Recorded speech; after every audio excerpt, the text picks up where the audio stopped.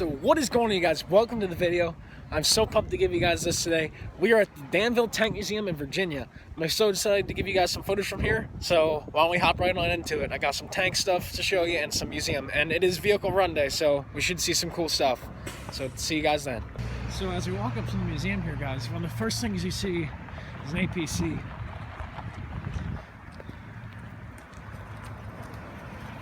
It's an APC right at the front of the museum. That's definitely a good sign that you know where you're at. So what is going on, guys? We are in the museum. We're looking at all the old cavalry history and everything. All the old cavalry that led up to the armored divisions. Some awesome stuff, guys. So yeah, check out this rifle wall. All rifles. National military rifles. Let me know if you see any that you guys recognize.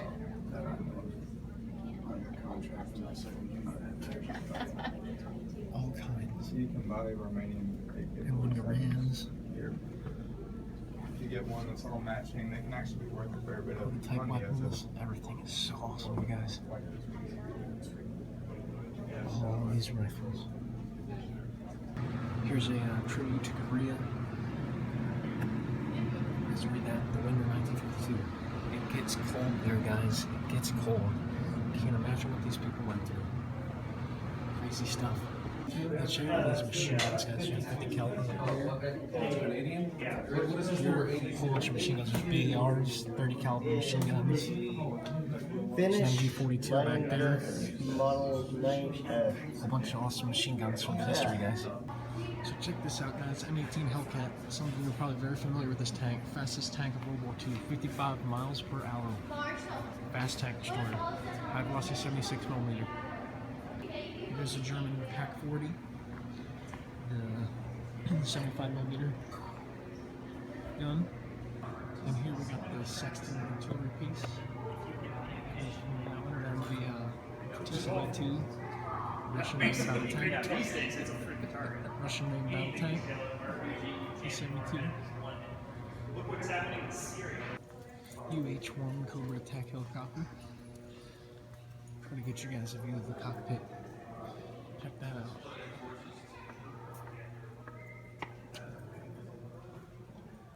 That's what the cockpit looked like. Open there.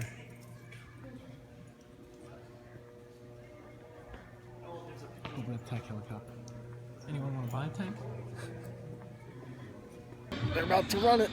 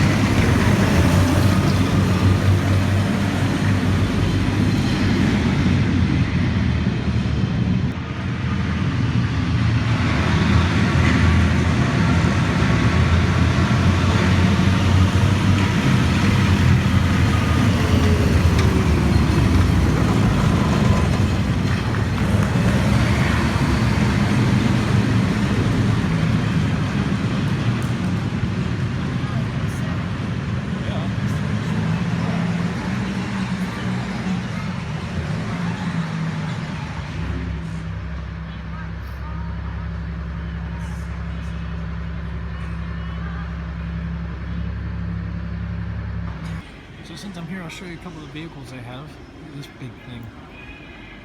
A big artillery piece.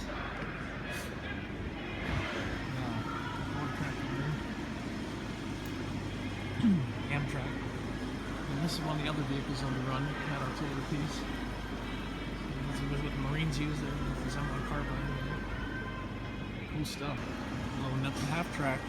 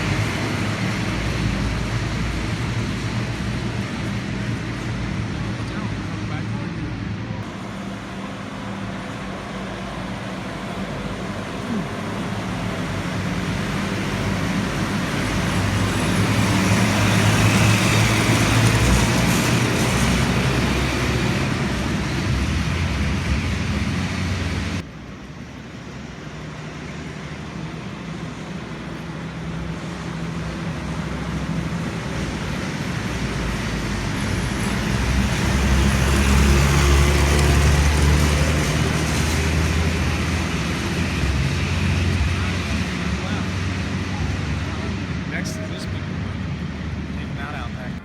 So while I'm waiting for the other tank to start up, here we got T-3045 right here. Bring me all eggs. It's a really artillery piece.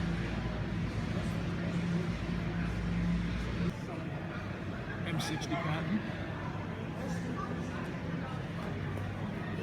It's the standard M60, not the M60A1.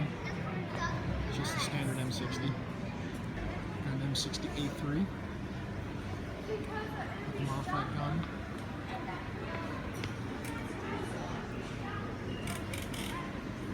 And the famous Panzer IV.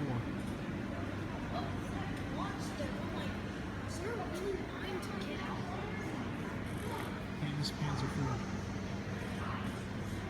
Infamous German tank that our Shermans struggled with during World War II. Great condition.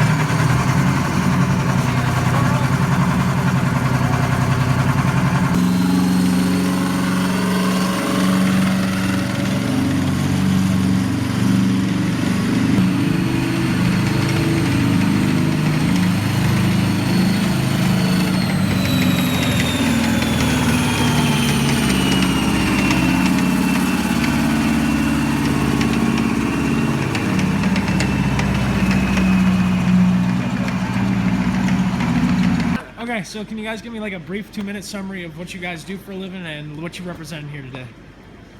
We represent people with very understanding wives. So this is basically equipment it's all British for the most part, right? And was deployed by various forces that had aligned themselves tactically with the British. So in our case, we're Polish. However, Bill here represents the British as well. But so all the equipment here, again, is of British origin. This is a Ford Universal Carrier as designed by the British, but actually produced in Massachusetts. Back there we have a Daimler Dingo, which is another form of reconnaissance vehicle.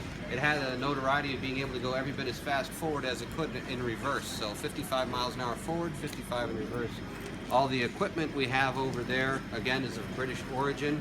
So it's a little bit different than the American stuff. And it all serves a very specific purpose. And a good chunk of it can all be bundled up and put in specific containers and storage units here inside the Universal Carrier. So with a 4-man Universal Carrier team, you have the potential to bring forward a pretty good amount of firepower between your Piat, which is basically the British answer to the bazooka. You've got a Bren gun that can fit in there as well. You've got your radios that can communicate up to 20 or 30 miles back to headquarters. So it's a very versatile platform for doing your INR ahead of the rest of the armored division. Alright, well sweet, thank you. No problem. I will take you guys through a tour for the rest of the museum real quick. This is an M48 Patton tank.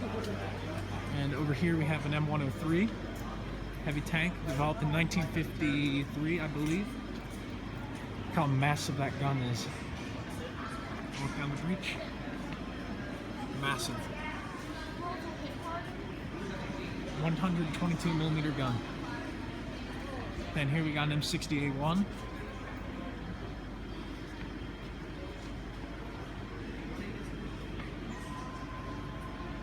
Which was the main battle tank for a while for the U.S. Force. Over here is a Sheridan.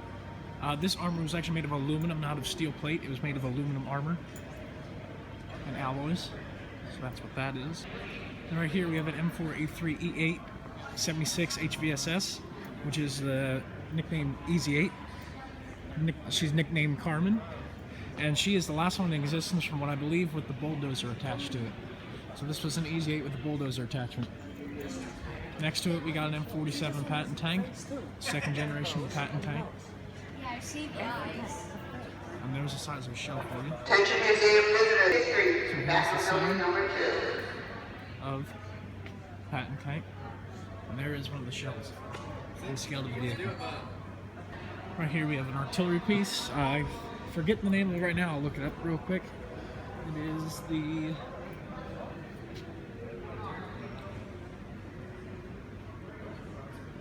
T-24 Cadillac V8.